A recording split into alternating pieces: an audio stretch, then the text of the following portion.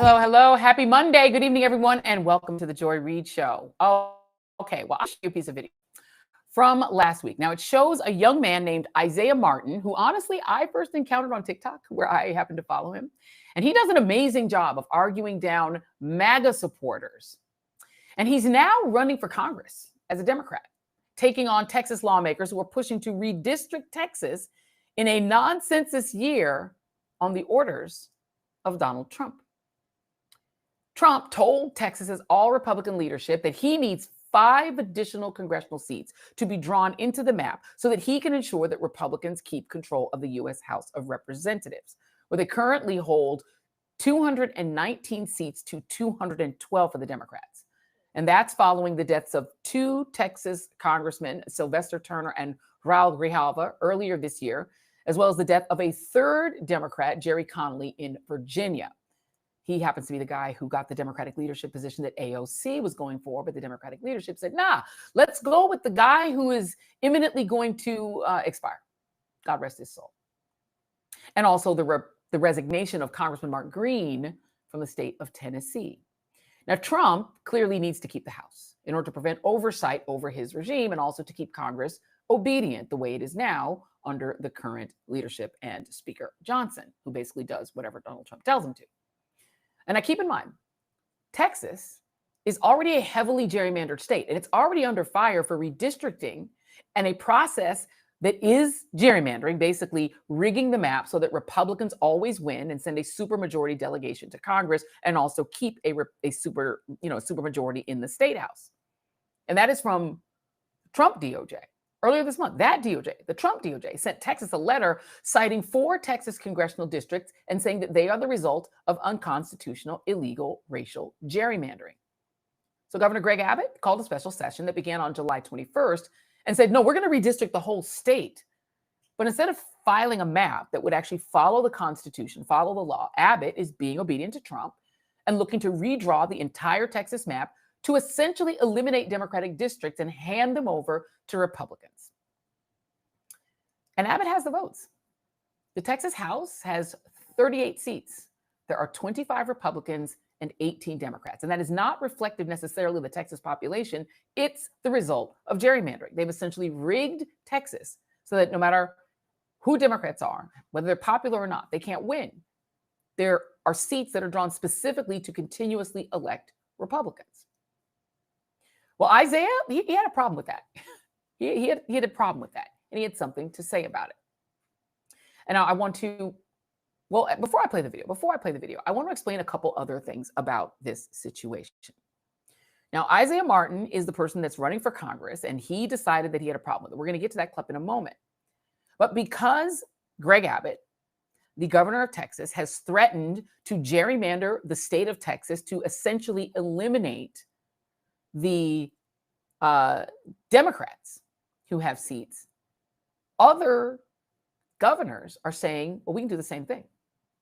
California's Gavin Newsom has said, well, we can do that too. We can also gerrymander our state so that Republicans don't have any seats. The governor of Illinois, Governor Pritzker, has said, hey, if you guys are going to play that game, maybe we'll play that game too in Illinois. Let's go off and let me start with Governor Newsom. Sorry about that. I kind of went out of order. So my bad. I went out of order, Jason, but I'm going to go back. Let me go back to Gavin Newsom. Now, this is what Gavin Newsom said, the governor of California. All right. He has said, if they're going to do this in Texas, we're going to do it in California too. And Cal Matters, which is a nonprofit site, it put up this story. Let me read a little bit of it. And it says, what seemed a few weeks ago to be a far-fetched political fantasy ahead of the 2026 midterms has quickly evolved into a high-stakes showdown enveloping states across the country as Texas this week began an off-cycle redistricting process meant to shore up Republican slim House majority. Governor Gavin Newsom appeared Friday with a group of Democratic legislators from that state, reaffirming his intention for California to respond with new maps of its own that would benefit Democrats. Following a meeting with Texas lawmakers at the historic governor's mansion in downtown Sacramento, Newsom told reporters that everything is at stake if we're not successful next year in taking back the House of Representatives, not only blunting President Donald Trump's agenda, but protecting American democracy. If we don't put a stake into the heart of this administration, there may not be an election in 2028, Newsom said. They're not screwing around. We can't afford to screw around either. We have got to fight fire with fire. There's one major obstacle to the governor's ambitions, however. While the legislature draws district lines in Texas, California relies on a bipartisan citizen redistricting commission protected by the state constitution.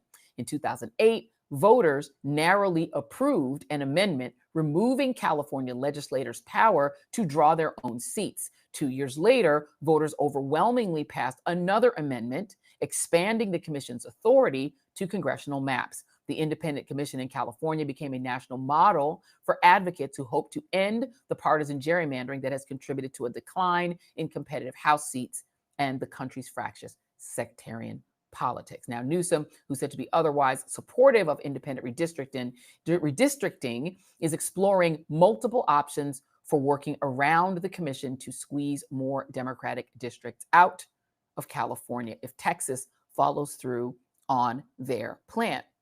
Now, when he said that, that led Governor Kathy Hochul of New York to step up next and say, okay, we can do that. New York is also a big state like Texas, lots and lots of congressional seats. Maybe we will explore, messing with our redistricting too. And of course, New York Post attacked her. She's getting attacked, not just by the New York Post, but by some Democrats who are saying that what she's doing is dangerous and undemocratic and wrong. Fast forward over to, and there she is, New York, she's getting attacked by the New York Post. You see it right there. Governor Pritzker in Illinois said the same thing. He's like, look, if this is the way we're going to play the game, let's all play the game. And he also is getting attacked, saying that it's wrong. It's wrong for Governor Pritzker to want to play the exact same game that Texas is playing, because they're saying, look, if the bad guys are going to do bad things, that doesn't mean we should do bad things, right?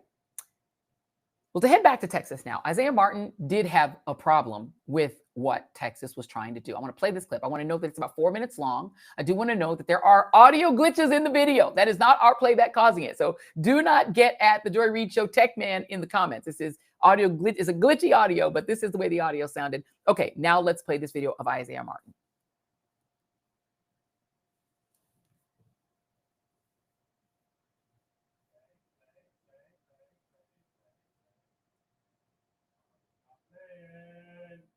Oh, it's not playing. Okay. All right. Well, it is not playing. So let's just go ahead and bring in our guest. Isaiah Martin is running for Congress in the state of Texas.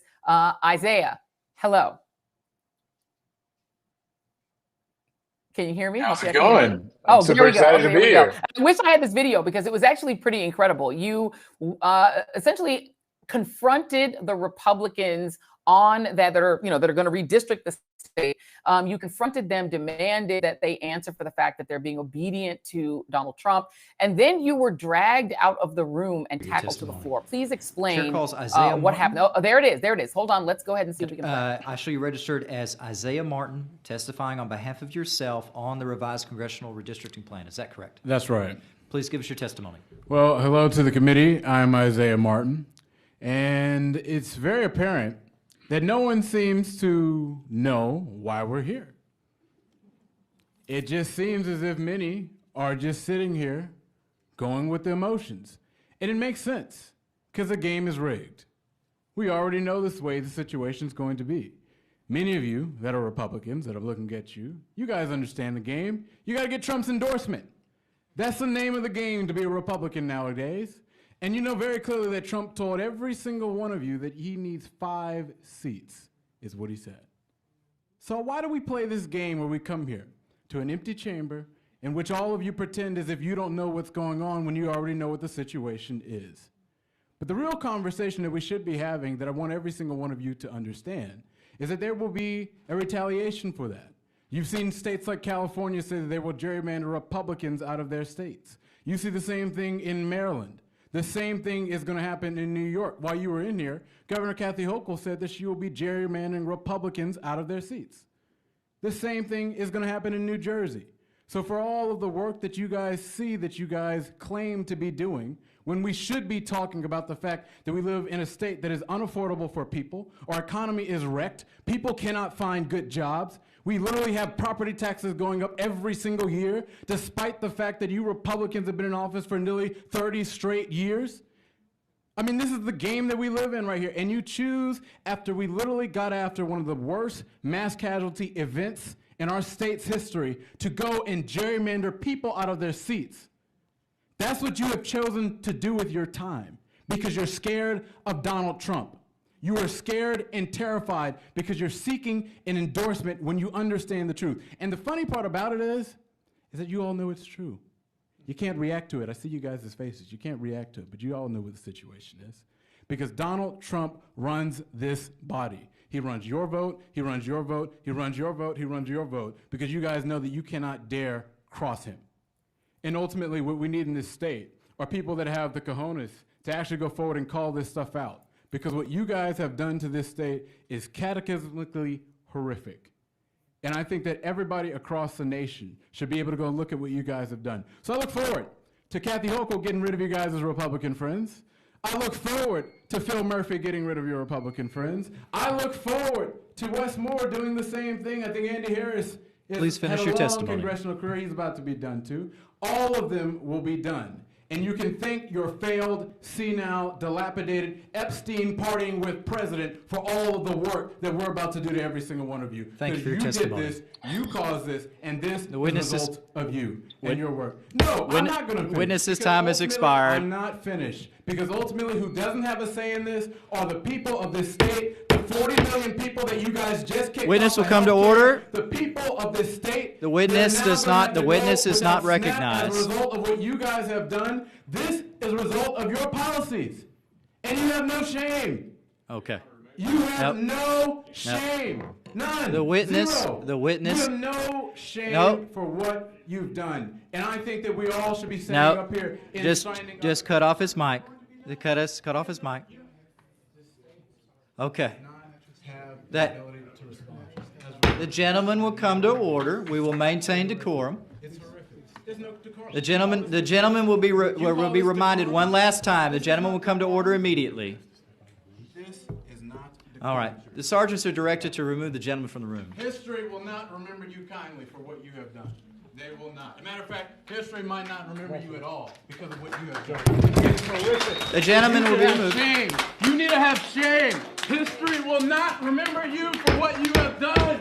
It is a shame. Members and members of the public. Oh,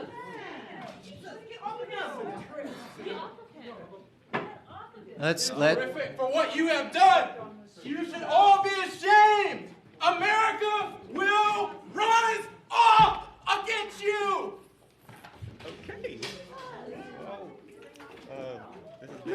members of the public.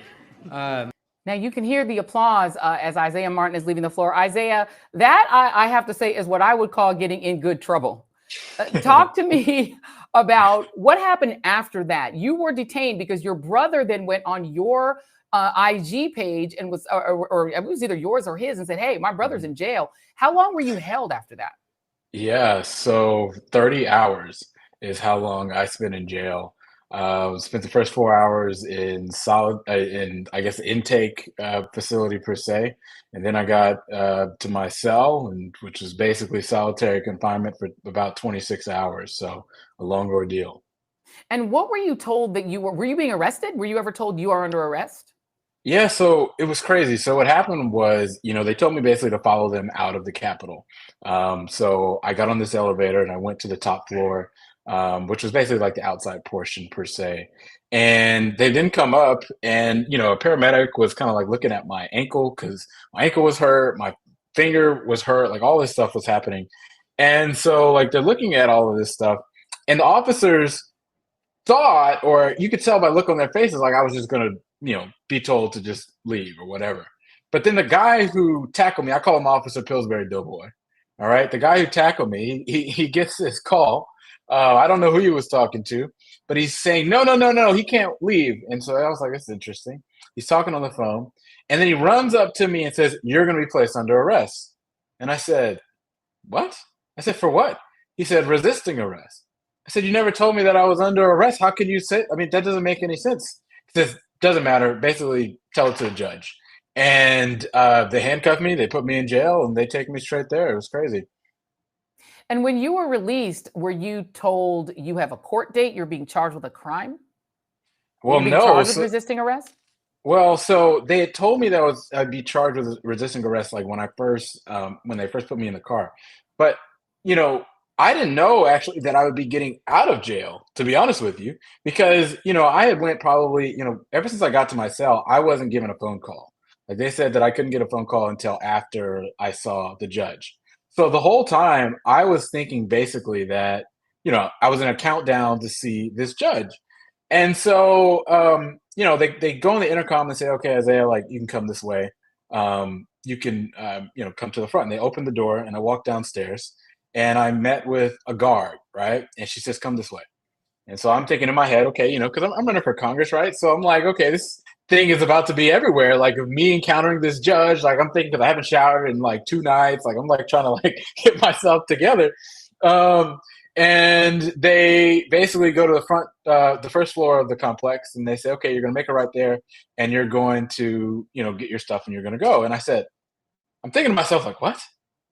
But, I read like the 48 laws of power, never interrupt your opponent when they're making a mistake, right? So I'm thinking, okay, we're just going to ride with this. We'll see what happens. And so I go out and get my stuff, and the guy goes and he tells me, all your charges have been completely dropped.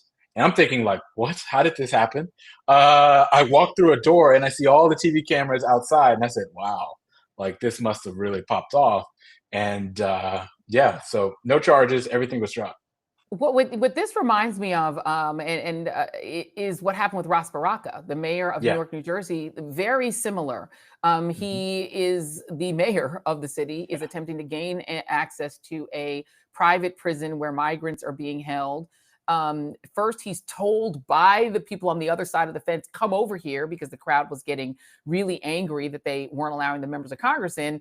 And he's then arrested after someone gets a call. All of a sudden, someone makes a call, and suddenly the guy who's the head of the State Department of Homeland Security just rolls right up to him. So that's very strange. I want to bring in Maya Wiley before I have another question for you. But let me bring in Maya Wiley. She's the president and CEO of the Leadership Conference on Civil and Human Rights. And before I go any further, Maya, I don't know how much you were able to hear while you were getting mic'd up and ready to come on with us, but this arrest of Isaiah Martin for speaking at a hearing, and then he's told you're going to be charged with resisting arrest because he got tackled, and then he was just released. Does that sound normal to you? No. And let me just say, Mr. Martin's pleasure to be on with you. And I also saw the clips, as many of us did, Joy, where we simply heard the truth said out loud. And I think we have to say that first. You may have already covered that, but it literally is seeing someone who represents people say the truth out loud, say it plain. And it needed to be said because what's happening in Texas is outrageous. But I also want to add that sadly, what we're seeing should shock us. It should shock us because it is outrageous. But it is not shocking because we have seen this time and time again across a variety of issues where we've seen politicians or federal agencies like ICE empowered to arrest, manhandle, and mistreat elected officials. People, by the way, it should apply to everybody. Nobody should be manhandled. Nobody should be thrown to the ground for speaking their piece and speaking their viewpoints. But in this instance, we've also seen it time and time again, sadly and repeatedly, where we have seen an attack on elected officials simply for saying what is obvious, simply for stating their viewpoints, simply for doing what they were elected to do. And that really is shocking. Right. And Senator Padilla in California, very similar thing. He asked a question of Kristi Noem, also got dragged out of the room and tackled. You're not in Congress yet, Isaiah Martin, but you are running. And what I've learned about you since all of this, because honestly, I followed you on TikTok, young man. I was like, this is one of my favorite TikTok follows because you just go on there and argue with these MAGA, and they try so hard and they cannot meet your intellectual acumen. And I just find it entertaining. Found out from your TikTok that you were running for Congress, but now I have found out since then that you've worked for a member of Congress. You used to work for Sheila Jackson Lee. So you kind of know what this is about. I know he looks very young for those watching right now, but you work for Sheila Jackson Lee. Talk just a little bit about that. What did you do in that congressional office? Yeah, so I was her senior advisor. For me, I started off actually by carrying her purse to events, and I worked my way up to become that senior advisor. It started off by me just wanting to be around her because I respected so much about all the contributions that she had done for my city and my district. And for me, I was just a very energetic young college kid who just saw this great, respected member of Congress and wanted to learn. And then, over time, she gave me more and more responsibilities and then she started to consult me on a lot of like her legislative affairs that she would do, whether it was international policy, work within the district. I did about 90 straight weeks of vaccinations and testings, because this was a really big deal going on at the time right here in the district. Did a lot of work, particularly to help when natural disasters would happen. Remember when Ted Cruz went and fled off, and left? It was Congresswoman Jackson Lee that was doing a lot of work on the ground right there in the district. And I was working with her to get that stuff done. So, I was really somebody that could, one, help her on the policy side of things. She always would call me to be the late night researcher per se. But then also I worked with her, on social media stuff and getting federal funds directly to people in the district, to really get stuff done for people. And so, and that is great. And that is the kind of experience I think that would make you an excellent congressman. In addition to your courage to just speak truth to power, I wonder, you said the room was half empty. How many of those Republicans even showed up? Was it a full panel on the other side? No, I mean, look, it was half empty. But I'll tell you what really angered me throughout this whole process was the Republicans were not paying attention to anybody. I mean, they were on their phones. I mean, they were smirking and laughing. You had grandmas that had driven hours to talk about how much this affected them and how much they were angry, about them trying to carve up the 18th congressional district. You had people talking about how the Medicaid cuts are going to personally affect them. And the Republicans are just sitting there smiling and laughing. And I thought to myself, that's absurd. It's absurd. And so sometimes you got to just take a stand no matter what the consequences are. And I have no regrets in doing so. And what would be the impact if Texas was to redraw the entire map, effectively eliminate Democratic seats if Democrats were not able to win the newly gerrymandered seats? Well, the effect would be, definitely more votes in Congress that are going to disenfranchise the people of our district and the state. But I have a really good feeling that so many Democratic governors across the country are going to retaliate by going after a lot of the Republicans in their states. I'm not someone who loves gerrymandering, but in this case, it is a must-do situation to go get Republicans back. We have to fight fire with fire because if we don't, Republicans will take this country and run with it. We can't stand for it. And that brings me back to you, Maya, because what's really been kind of, I guess, not shocking and not surprising at this point, given how long I've been a Democrat and observed them and their ways, is the number of Democrats that are attacking Governor Newsom, Governor Pritzker, and the governor of New York, Kathy Hochul, for them saying fire with fire then, baby. If you want to go ahead and redistrict all of the Democrats out of Texas, we'll just take all the Republicans out of California, take them out of New Jersey, take them out of New York, take them out of Illinois. What? And what's really been not surprising at all, but to me, insane, is Democrats criticizing that idea. What do you say about that? I mean, first of all, is it pragmatic to do it? What would be the pragmatic obstacles to Democrats doing? I know in California, there's a constitutional there's a constitutional provision that says that gerrymandering is supposed to be through this this commission that's non-partisan. But Donald Trump has rules he's supposed to follow too. They're in the Constitution. He just ignores them and does whatever he wants. You're not supposed to be able to rendition people to a foreign country. He does that anyway. So why shouldn't Gavin Newsom just be like, YOLO, we're doing it too? Well, I can't speak for Gavin Newsom. All I can say is this. What we have seen, and we've seen it, remember, beginning very, very aggressively in 2008 after Barack Obama won the White House, after he turned out a coalition that was multiracial and increased voter turnout among some voters who had been voting less than we would hope they would vote. And then we saw the Supreme Court go into action and start undermining the Voting Rights Act of 1965, which is going to have its 60th anniversary this August. And that has unleashed exactly what we're seeing in additional Supreme Court voting rights cases since. And this is the thing we have to pay attention to. We have a captured Supreme Court. It is ideological, it is extreme, and it is dismantling decisions that Congress has made that is supposed to ensure that we actually can have a rational, nonpartisan way of protecting voters' ability to vote. But because that is not what we have, and because it's been growing for a very long time, because we have almost the complete, almost, not quite, but almost the complete eradication of every aspect of the Voting Rights Act, which frankly protects everyone, we now have to look at the other thing that the Supreme Court unleashed. Remember that the Supreme Court decided, when a case was brought before it, whether you could do partisan gerrymandering. And the Supreme Court said, yeah, well, we don't think that's consistent with democratic values and principles, but we're going to say we can't touch that because it's a political question. We're going to say we don't even have the jurisdiction. This is very ironic now when we're watching a Supreme Court, let's say, behave differently and not with restraint when it comes to protecting rights and protecting acts of Congress and protecting appropriations and protecting federal workers. But I say that because we actually have a Supreme Court that said we are not going to stop you. Federal courts don't stop you from partisan gerrymandering. Correct. Well, so Maya, partisan gerrymander. And so wait, so this is my point. I want to dig a little bit deeper into this.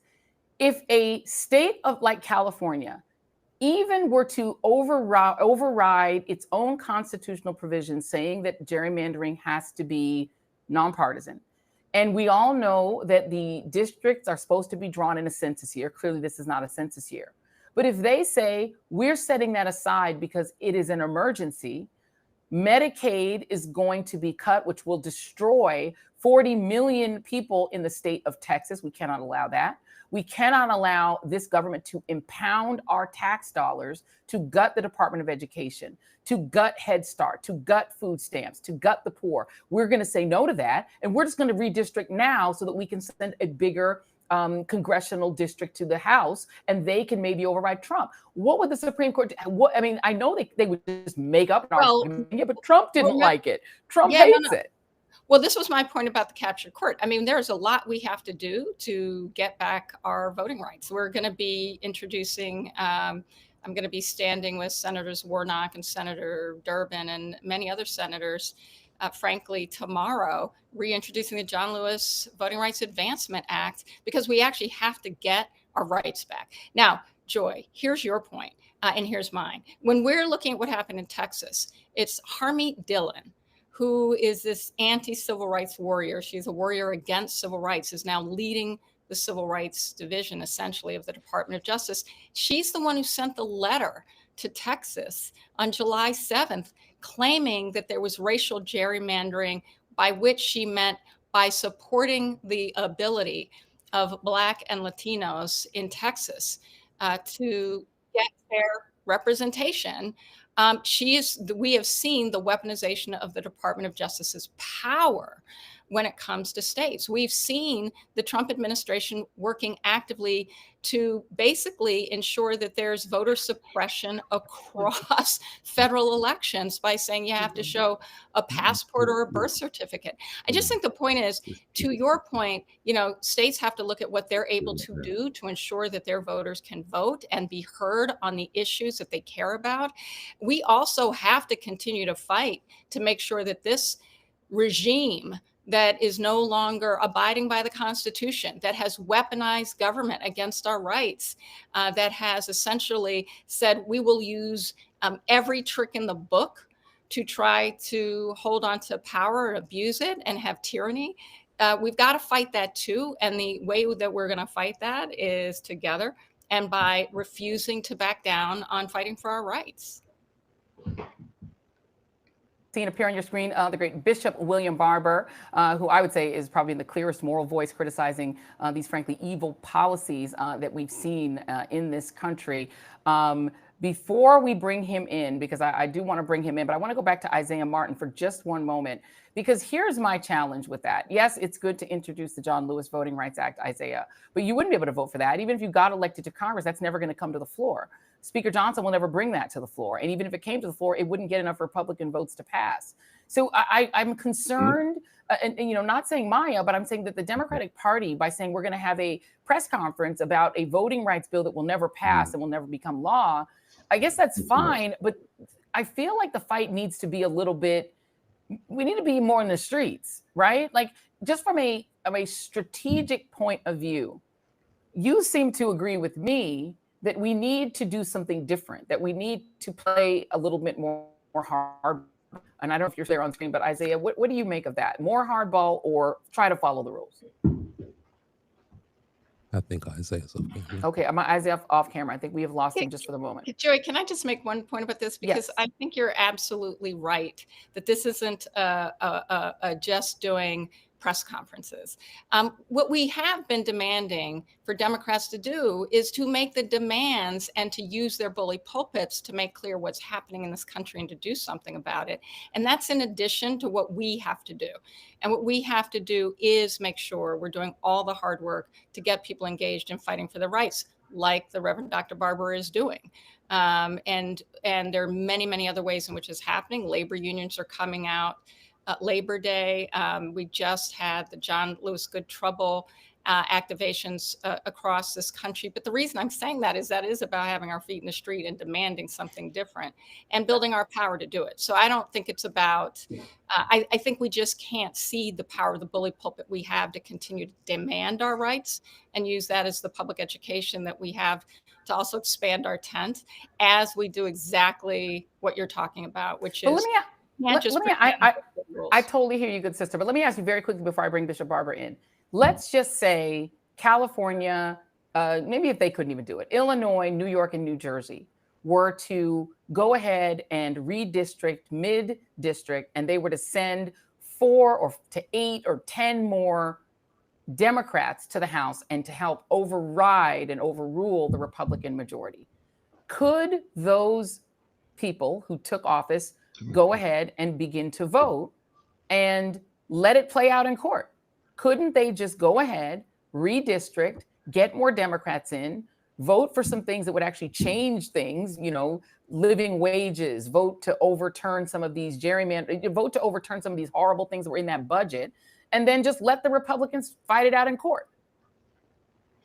Well, they can. The issue isn't whether they can. The issue is what's happening right now as we see Republicans in the House refusing to do anything in an appropriations process that allows a real process. We're going to see the impacts of these harms coming very soon because we're going to see states already faced with how they're going to balance their budgets now because those cuts are coming thanks to this big, ugly bill.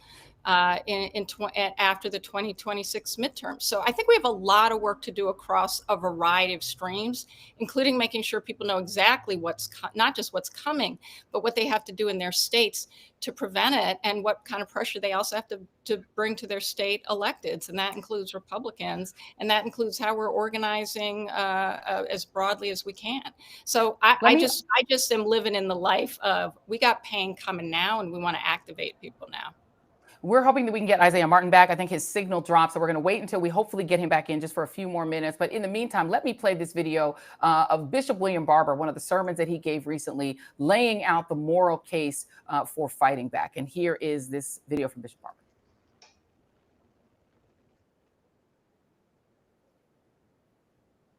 Cerebral palsy in a wheelchair holding her Bible. And they were ordered to arrest us for praying that they would listen to God and not to grieve in the rotunda. We carried 51 caskets last Monday because 51,000 people will die this year from what was passed and signed on July 4th. What done the 4th of July meeting? Are we watching an attempt to rewrite the... Bishop William Barber, welcome to the show. And it is a Moral Monday, so I'm glad that you are here. It's technically not the first Monday of the month, but we said we just adjusted the calendar because we want to talk to you today. Bishop, what do you make of this question? Because, you know, I guess for Democrats, the moral question is whether to break the rules in order to fix the problem.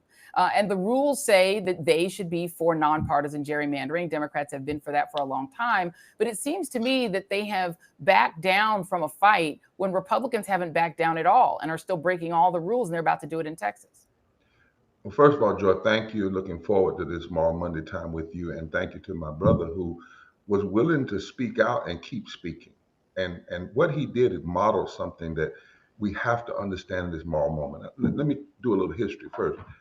Democrats in North Carolina, every fight we had over redistricting prior to 2012 was against Democrats. So let's not act like Democrats always follow the rules. They followed black folk, and they wanted to have enough blacks in districts to get elected, but not enough for blacks to get elected. So I just want you to know that since 1965 in North Carolina, every time we fought Democrats because they always checked one thing was race. Now, what the Republicans have done is taken it to the nth level. Let's own that. Secondly, we have to own that Democrats, when they had both the House and Senate, the presidency, since June 25th, 2013, did not pass the Voting Rights Act restoration. You just can't, we can't walk past that. They had it and they didn't. Even when Obama was there, and they had the House and the Senate, and that's tragic. And they have to own that, because owning that is going to tell them what they need to do now. And then lastly, when they had the majority with Biden and Kamala and the House, they didn't do living wages. 8 Democrats joined the Republicans in the Senate and blocked living wages. And the rumor is they didn't want Vice President Harris to be able to run for president and say, I was the deciding vote on passing a living wage. All right. I mean, that's out there. They didn't do the Voting Rights Act. So we have to decide, this is a moral moment. You just said, well, if California was to pass and add some seats, they ought to do it. They ought to do it and test it in court, right? It's not illegal. But remember, when you're talking about moral things, St. Augustine said, an unjust law is no law at all. So we are required to challenge an unjust law. In this moment that we're in, and I'm convinced of that, we're headed to Mississippi for another 12-state Moral Monday. Yes, we have to have activation in the street, but it can't be what we used to do, one thing and then we go home. Right. When we did Moral Monday in North Carolina, and we had Pat McCrory was Trump, and the legislature was MAGA back then, of course, it was Tea Party. They had the majority, supermajority. Every Monday for 2 years, 2,000 people got arrested. But what Jim Lawson, when I talked to him about it, he said, you're not doing this because you're going to win one Monday miraculously. You're doing this to educate the public, to bring a fusion coalition together, and to keep people angry until they get to the election. So you add to what you're doing in the street, your legal battles and your voting registration and motivation. Because the truth of the matter is, Joy, take for instance, in Georgia, I think Trump won by something a little bit less than 15,000 votes. Mm-hmm. We have to own that there are over 1 million black people in Georgia that are eligible to vote, didn't even vote. And when you talk about poor and low wage folk, look at the study that Celinda Lake just came out with Way to Win this past week. They said of the 19 million people that left the Harris Biden ticket, didn't vote, the number one reason they didn't vote was they said they heard no clarity about addressing poverty and low wages. This is a recent study. So I think the other thing Dems need to do is not have a press conference on one bill. Why don't they put together an omnibus package? We have one in the Senate, and that's called Third Reconstruction, and lay out everything they will do if they get power again in the first 50 days. In the first 50 days. And push that, let them vote it down. But then people will understand next year when you're going to vote, this is what you're fighting for. This is what you're fighting for. People are no longer going to say, let people just get elected and then tell you tell us what you're going to do. Say right now, if you give us the House and the Senate, not in the first 100 days, in the first 50 days, this is all the things that we're going to vote on and throw to Trump and force him to veto it. That's the kind of challenge we have to do. And then lastly, I know I'm talking a little long. Our brother, when he kept speaking, we're going to have to go to these hearings and do the same thing. Masses of people keep speaking. Let them arrest you for disrupting. Be willing to take the charge like we did in the Rotunda. This is not a time that we can walk in fear. We have a group called Save America Movement. And in a few weeks, Joe, we're releasing in California Liberty vans that are going to have a veteran in it, an immigrant, a chaplain, a TV camera crew to directly film ICE and what they're doing. Now, I know that's risky, but this is the time we're in. This is the time we're in. And we cannot in this moment step backwards. We've got to step forward. And whatever we do, once you do it, you got to keep doing it. You can't have one action.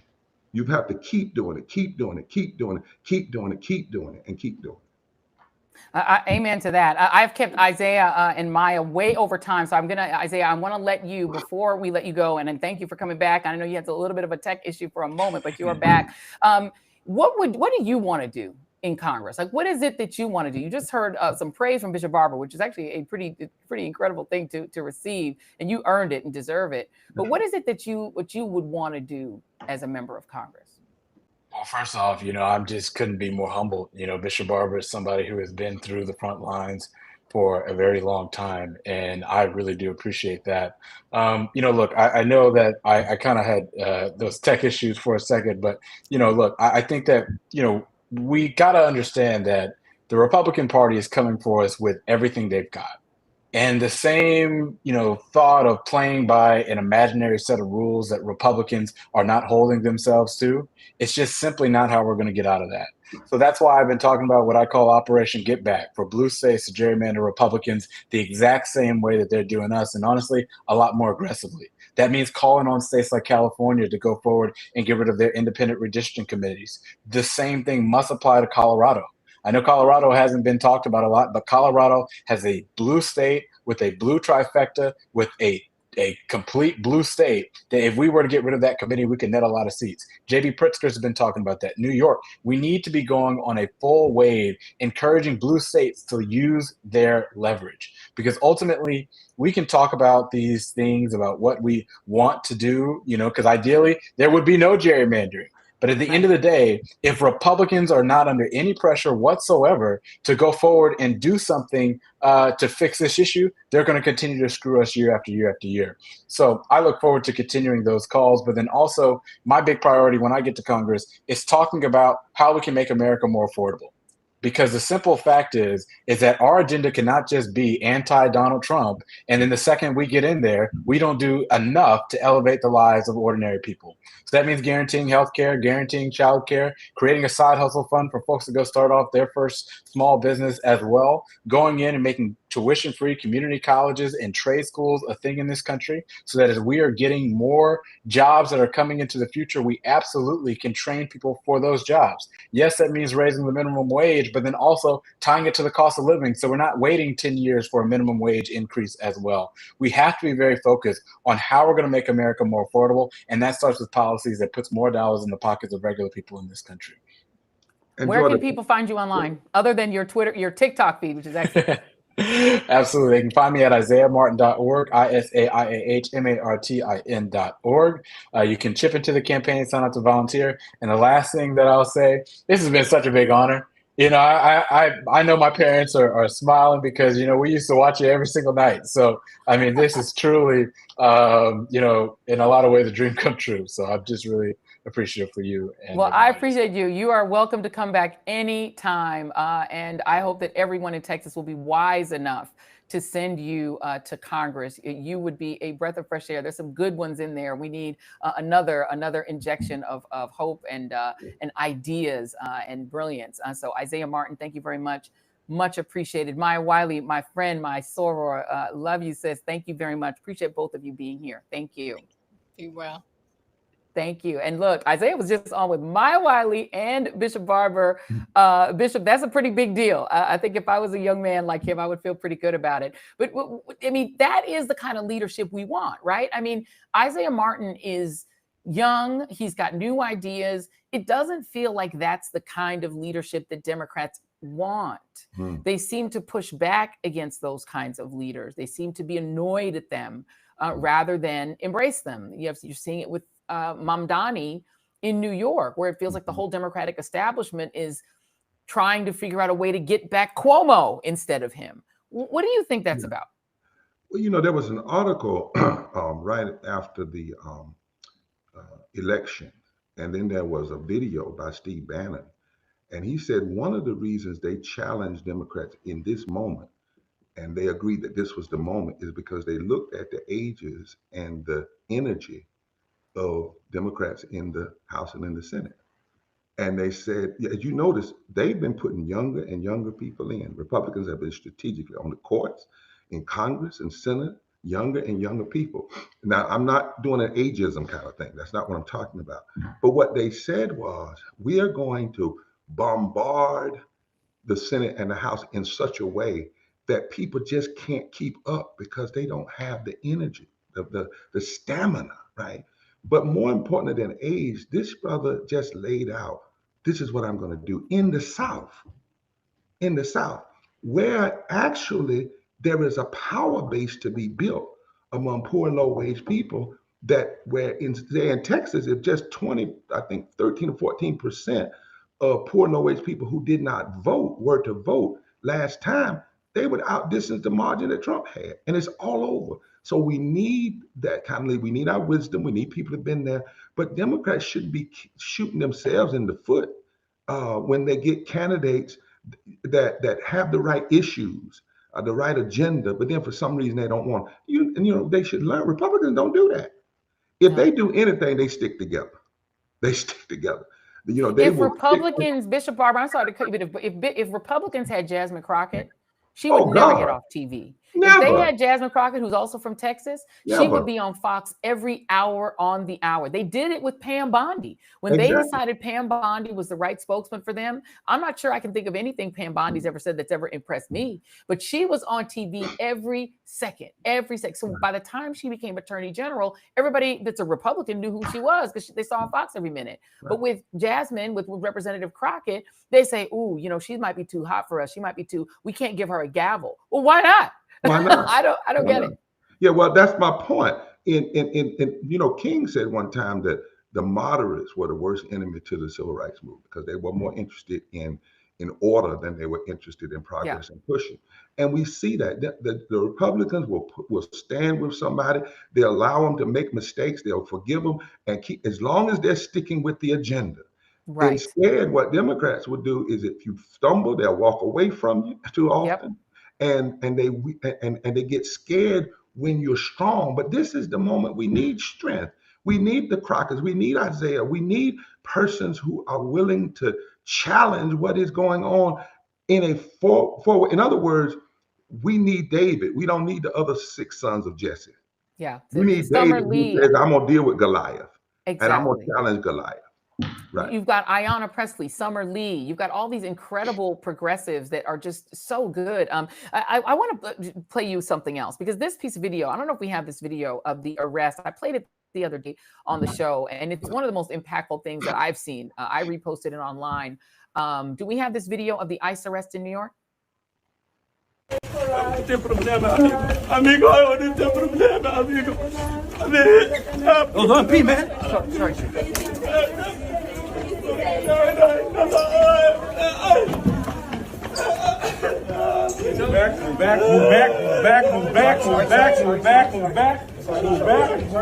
Move back. Out the way, bro. It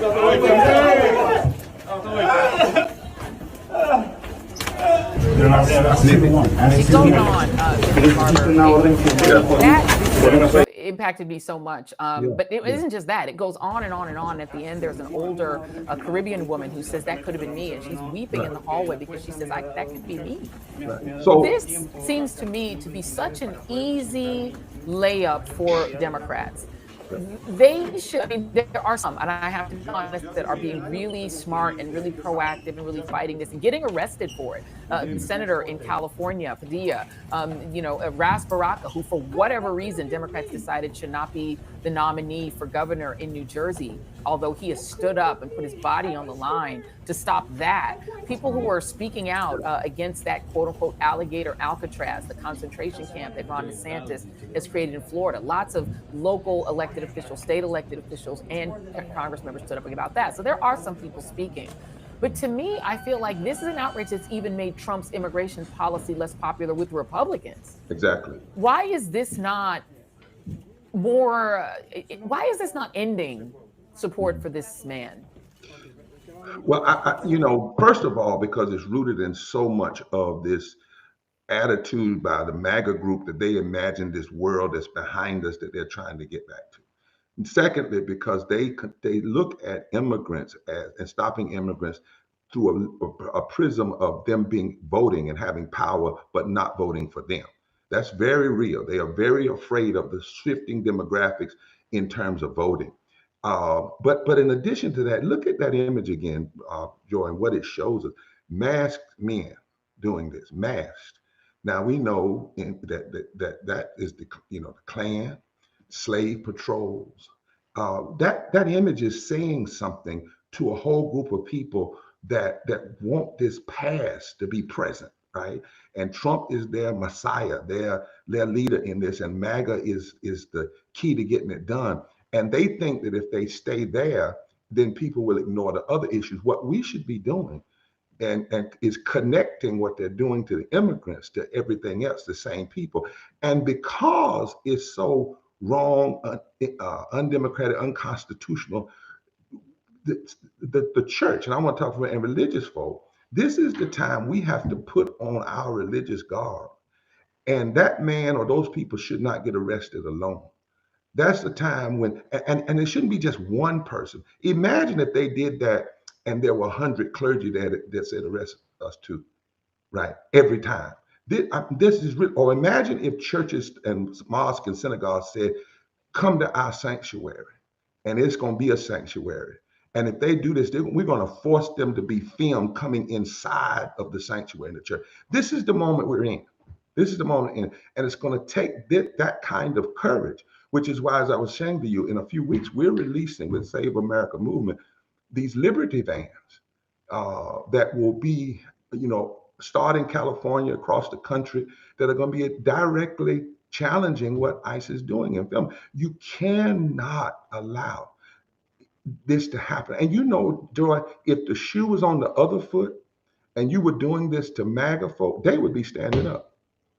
The religious nationalists would be all in the street, right? They would be there. So this is not a moment that we can see this and say, it's just so bad. No, we have to engage. That's why, as I told you on August 18th, we're going to Mississippi to the senator's office, again, with caskets and impacted people right in the heart of the South. And what's amazing, Joy, is the people calling us are white and black and brown, and we're putting a focus on it. And we're going to continue to do it. And I don't know if they're going to arrest us or not. But what I know is we have to arrest the attention of the nation, and we have to arrest in such a way that doesn't just say this is bad, but that we can do something about it. We literally have to start talking to people now about the power we have. I hope you and I on one of your shows can go back through those numbers to show people what could happen if we engage the folk that sat out of the last election. What really could happen? But this for some reason, MAGA believes that by doing this, they are saving themselves. And they are saving themselves from this coming black, brown, and progressive white coalition. And the truth of the matter, it is coming. And the truth of the matter is, when it comes, they won't have the demographics to do. And it is going to change the country.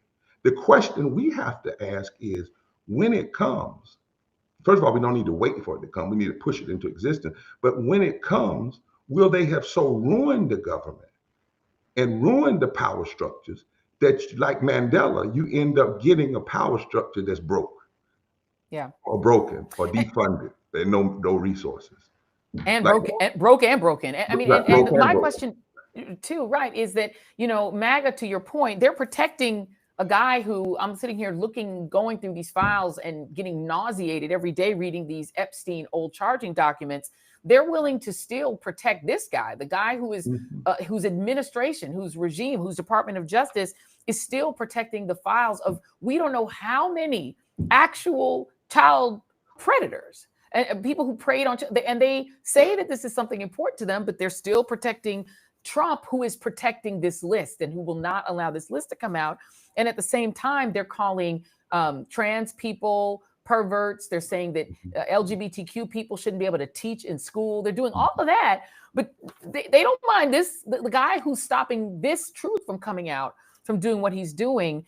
And on top of that, I have to talk about this one other thing. That's on the well, I'll let you comment on that, because we do have this thing where they're saying the big moral crisis is that Trump won't release the Epstein files, but the same people saying that still support him. Yeah. Well, you know, Tim Tyson did a book on the woman who lied on Emmett Till. And in the course of that research, one of the things he found out is that wherever you find people who are deeply racist, you also find a lot of abuse of women and abuse of children, you know, and sexual perversion. In other words, if you listen to them, the longer they talk, what they're doing a lot of times, criticizing other people, they're actually projecting what they're engaged in. You remember when all of these senators were against gay people, and all of a sudden it started coming out that they were, or when they were talking about Bill Clinton, and then the guy who owned one of the porn magazines said, "I'll give you $1 million if you tell on people," and it all what started coming out, you know. But in the midst of this, as you said, who they will protect, and why are they willing to protect them? Because at the end of the day, for them, they're being fooled by the oligarchy, that somehow if you give to the oligarchy, they're going to be better, right? It's the same way that Dr. King said that when in the South, he said that when they had nothing else, they would feed poor whites the stale bread of racism. When they wouldn't put food in their hungry stomachs, they would feed them with racism. They would feed them with homophobia. They would feed them. And that same thing is happening today. And they are saying basically, I'm not worried about these files. What I really want is this old world. Yeah. And the dream of an old world, the dream of some safe place behind us, the dream of that is a nightmare. And it will, and you know, I said the other day, and I'm gonna start saying it more, Joy, racism and classism are forms of insanity. Literally, it's just insane. And when you buy into that stuff, it will make you do things that ultimately is going to hurt you too. I mean, you take that bill, the so-called big, beautiful bill, and there's two problems I have with that. One is that the people that supported the people that passed it, it's coming to you. It's going to kill you. It's going to close your rural hospital. Your family members are going to die. But when you're so blinded by the insanity of classism and racism and this old world that you want to get back to, you actually end up hurting your own self. And the thing that's so wild about that, Bishop Barber, is this obsession with the border. Now, Donald Trump claims he's shut the border down, so they shouldn't care about the border anymore. But they're still banging on about the border, the border, the border. People who've come in the country illegally, they need to do it the right way. And yet the people who are doing it the right way at their immigration hearings are also getting nabbed by masked men, which we just showed in that clip. But also these people, the same people who are screaming about the border, want cheap tomatoes. They want cheap lettuce. They want cheap meats, but they don't understand that those same people they want to run out of the country are the ones who are picking the lettuce, picking the tomatoes, working in the meat packing factory. And then when those things don't happen and they're not cheap anymore, they're going to be screaming the loudest that they can't afford food. The same people who want to get rid of immigrants are the same people with farms. And they say, well, we hate USAID because that's just Marxism and communism. Turns out half of their income from their farm came from USAID that was buying their produce to send all over the world. MAGA is getting these MAGA, I call it hashtag MAGA consequences. They're getting these consequences. They don't like it, but they still can't get off the idea that there's something wrong with these non-white migrants. These immigrants gotta go. And literally, I've seen so many videos of people saying, well, I didn't think the prices were gonna go up. I didn't think I was gonna get tariffs. I just hate the border. I just hate that Biden let in 10 million people. And my pushback to them is, let's say Biden let in 20 million people. Those 20 million people are picking your food, taking care of your kids, cleaning up your house, mowing your lawn. opening businesses and probably employing you. You're probably only working because those people came here. So you're saying, let's say it was 30 million people. Those 30 million people are putting money in Social Security so you can retire, and they don't even get Social Security. Exactly. They don't get Medicare, but they're paying for your Medicare. I just generally don't understand it, which is why I think you're right. It is insane. And Joy, not only that you're having farmers now, the rate of suicide is going up because of foreclosures and they can't afford. And yet some of them, not all of them, are with this MAGA push. But I don't think, Joy, we've never really probed the depths. And this is a moral thing, a philosophical thing, of what damage it does to a society when you build your history on lies and you keep telling the same lies over and over again. So, for instance, you against people, immigrants, but you're an immigrant, right? Trump is not a Native American name, right? So you're an immigrant. His wife is an immigrant. You claim that you want this world and honor, say, the Civil War, but you don't want to remember that the people that owned the plantation sold out the poor white folk and made it so that their sons didn't have. Now I know this is a history lesson, but my point is, when you have sown lies, just so many lies, you claim to be the ones that built the country, and you don't want to acknowledge if it wasn't for the immigrants and the slaves, the country would not have been built. You claim that you pull yourself up by your own bootstrap, but then you don't want to own the history of all the free land that was given out and the Homestead Act. So what we have in this iteration of history is the lies on top of lies. There's a scripture in the Bible, Joy. It's a hard one. It says a dog will always return to its vomit. And in a sense, what MAGA is doing is returning to a vomit. It's returning to lies. It's returning. Eisenhower tried the same thing when he did Operation Wetback. After we had used Latino people and Mexican people to sustain the workforce, and particularly at the end of World War I, the Korean War, he decided that one of the things he was going to do was put 1 million people on barges and send them down to Mississippi and send them back as a political piece. That's what he said. So this is us. It's not new. It is as American power. But there's another side of America too, and that is when people have joined together across lines and said no to this kind of evil and wrong. And this is the moment that we're in. This is our test. This is our test. If we can help people understand that if the same people that are attacking immigrants are also the same people attacking public education and attacking healthcare and attacking living wages and giving money to the wealthy and taking it from you, if they are mean enough to come together, we better be smart enough to come together and stand against them as a fusion movement and not in our individual silos. Amen, Bishop Barber. And I've kept you over time too, but I'm going to just one more thing before I let you go. I have to get into this just for a moment because I want to come back to the Democrats just for one moment. And everybody, thank you all for staying with us a little bit over time. We really appreciate you hanging in. This is one of the beautiful things about independent media. We can go a little bit over our hour and we don't have to worry that there's another show coming on behind us on the backside. So there's a couple more minutes here, just a couple more minutes, because I have to put this picture up. This is from the New York Times, because there is another issue that I think Democrats actually are quite shameful on. And that is the issue of Gaza. And I think you talked about the people who did not vote in the previous election. Some of them didn't vote because, as you said, they didn't hear an economic message that spoke to them, that said, I'm going to be able to survive if these people take over, if the Democrats stay in power.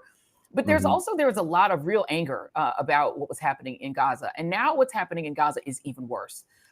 This is what's happening, not just to the people of Gaza who are literally starving to death right now, but the doctors. That last clip, when you can see this woman weeping, it says here that doctors themselves, the doctors in Gaza, are famished to the point that they have dizzy spells as they make their rounds. Medics say, and journalists documenting their caseloads are often too weak to even walk into the clinics. The people, you can see these, and these are horrific pictures. Yeah, they are. The children are the ones who are starving first. They obviously need more nutrition. They need extra nutrition. These children can't breathe. Their immune systems are collapsing. These children are literally dying for no reason. And then when there is some food drop, people are desperately thrashing to try to get a little bit of rice, a little bit of food, and they're getting shot at by the IDF, who even a U.S. troop, a U.S. soldier admitted they're watching them shoot at these people as they're trying to get food. It is a clear, deliberate attempt by Bibi Netanyahu's administration to starve Gazans out of Gaza, to eliminate them, to ethnically cleanse them so they can take their land.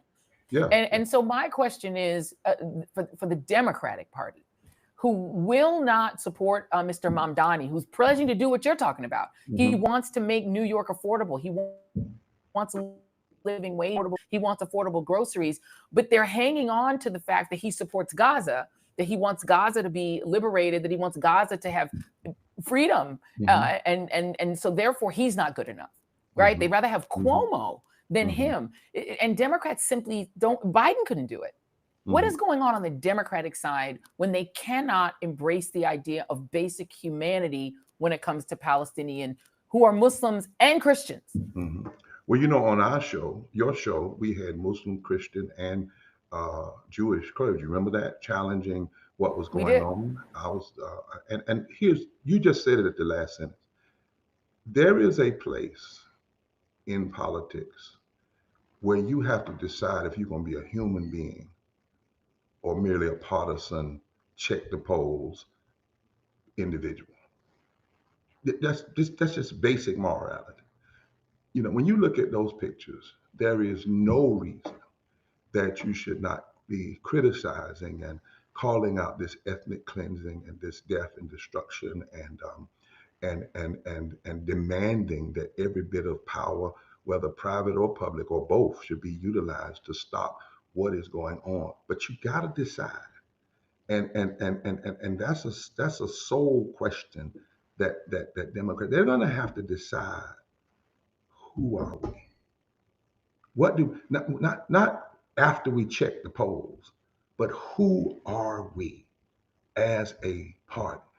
Do we let 800 people die a day in this country from poverty and not address it? Do we allow what we see in Gaza and not address it because we check some phony poll, or we're scared we're going to get some criticism from MAGA or Trump? At some point, you have to decide that I'm going to be a moral human being, and I'm not going to find a way to excuse my morality away.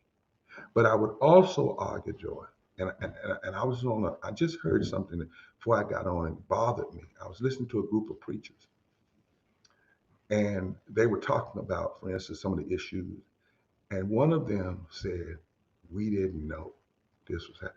And I almost lost it. I wanted to just say, what you mean you didn't know? I wouldn't dare be a clergy today or a leader of church and admit, well, we didn't know the bill was this bad. We didn't really know what was going on in Gaza. It is your job to know as a clergy person, as a moral leader. It is your job to read beyond the headlines. It is your job to be studious. It is your job to engage in public theology.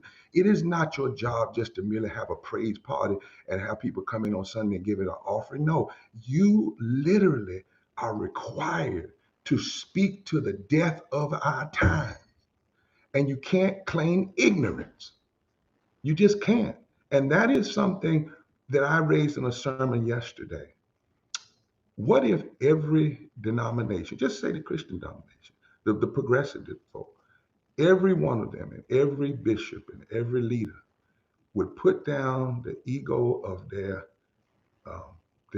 group and say, we're all going, say, to DC and engage in the most massive moral civil disobedience ever, consistently, because we're not taking this. And I had a student of mine yesterday say that they were in a conversation and they with a preacher, and the preacher had preached a sermon about immigration in Gaza. And that person's bishop told them, you can say that, but I can't, because I have to manage the denomination. Let me just say, and I'm a bishop too, any leader that feels like the way to hold your position in this moment is you have to manage the denomination, you are just as bad as those religious leaders that wrote Dr. King when he was in the Birmingham jail and would not stand up. You're just as bad as those who sat on the side while Pharaoh wreaked havoc. It is the time for us to own who we are supposed to be.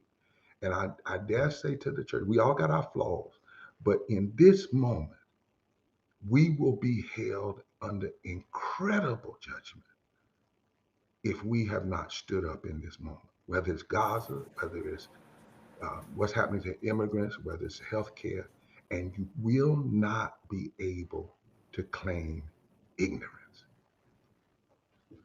Amen. Bishop William Barber, Repairers of the Breach, Moral Mondays. My friend, I appreciate you so much. We are going to do this at the top of the month, every single month, because we want to try to get our moral house in order. We want to get our souls right so that we can be prepared for a full month battle against evil, because that is what we're battling. Bishop Barber, thank you. I always appreciate you, my friend.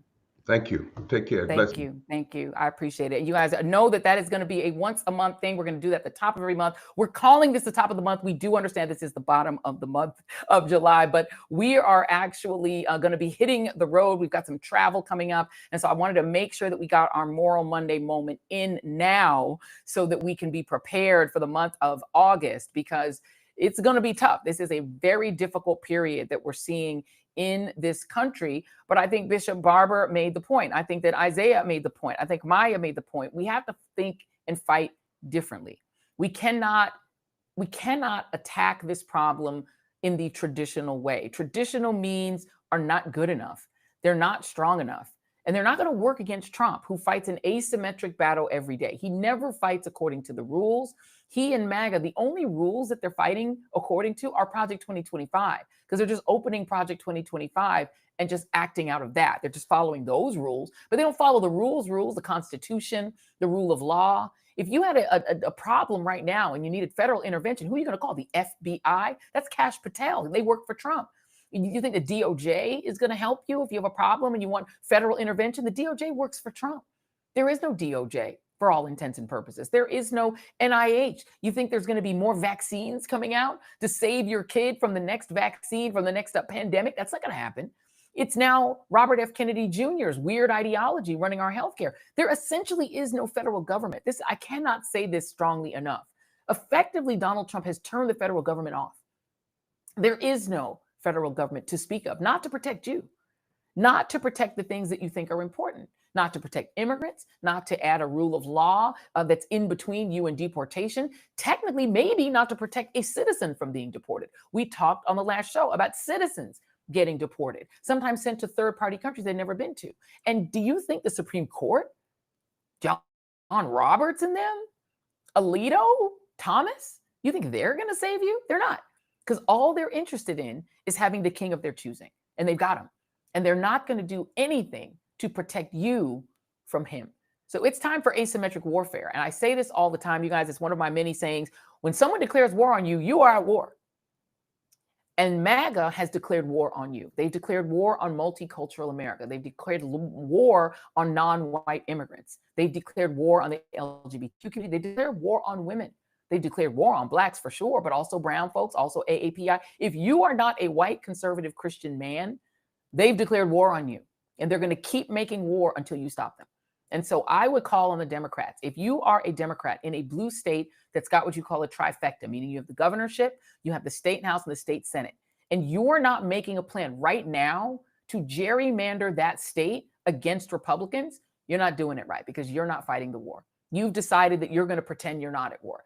Every single blue state, if you're not calling your lawyers in to find out if you can impound the money that you would normally send to Washington and say, if you're not going to spend our money on the poor, the sick, the elderly, the needy, if you're not going to do that, you're going to steal our money and spend it building concentration camps in Florida, you can't have our money. We're going to impound our money and keep it in California. The blue states pay all the bills anyway. Louisiana, Mississippi, Arkansas, these states couldn't survive without California. They couldn't survive without blue state money. New York is paying their bills. Illinois is paying their bills. New Jersey is paying their bills. The only red state that pays its own way is Texas, because they have oil. Maybe Alaska. I think Alaska, but they're a socialist state. They give everybody a check just for living there out of the oil money. So other than Texas and Alaska, every red state is a taker.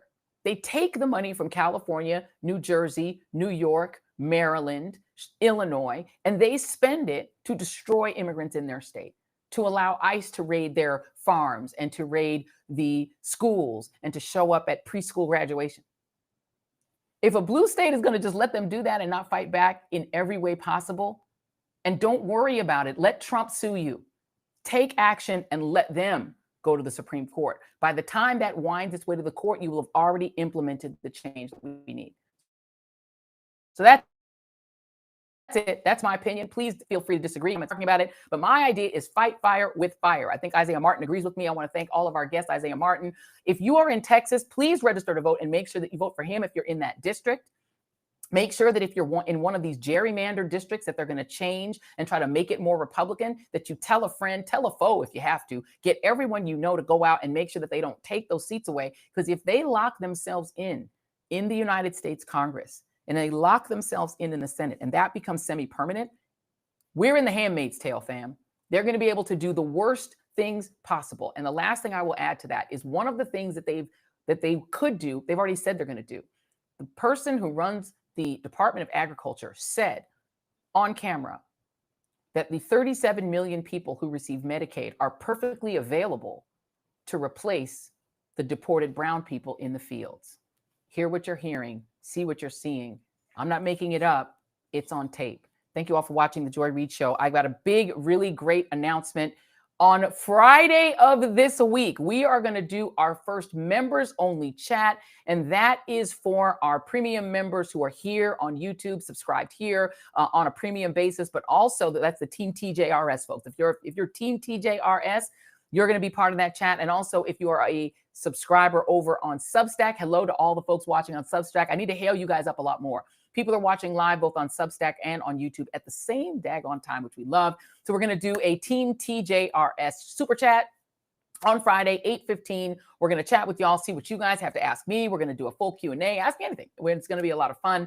We're going to hang out together. We've got more good premium goodies coming up for our Team TJRS people. And all of you guys who have saying, we want merch. Merch is coming. We are working on the merch store right now, but we want to make sure that the items in the merch store are good quality before we let you buy them. So we are ordering the stuff that we have looked at ourselves to make sure that it is great quality because we want you guys to only have the best because you deserve it. We love you guys. Thank you so much for tuning in to the Joy Reid Show. And guess what? We will be back on Wednesday. Have a good one. Oh, don't forget to subscribe. Oh, wait a minute. I forgot an important thing. Make sure that you subscribe. Don't be a lurker. If you are here watching this show, you need to subscribe. The subscribing is free. Team TJRS costs you like $8 a month. It's not even that expensive. But if you want to subscribe, that is free. Tell a friend, tell a friend. Hit that share button. Make sure that you tell everyone you know that they should subscribe. Support independent media. If you guys want independent media to thrive, you have to support it. So make sure that you subscribe to this channel, hit the little bell thing so that you always know when we're live, particularly when we have like breaking news and stuff like that. You want to know that that's happening. So subscribe, share, hit that like button. Let us know you love this content. And now we will see you on the next The Joy Reid Show. Bye-bye. Oh, don't pee, man.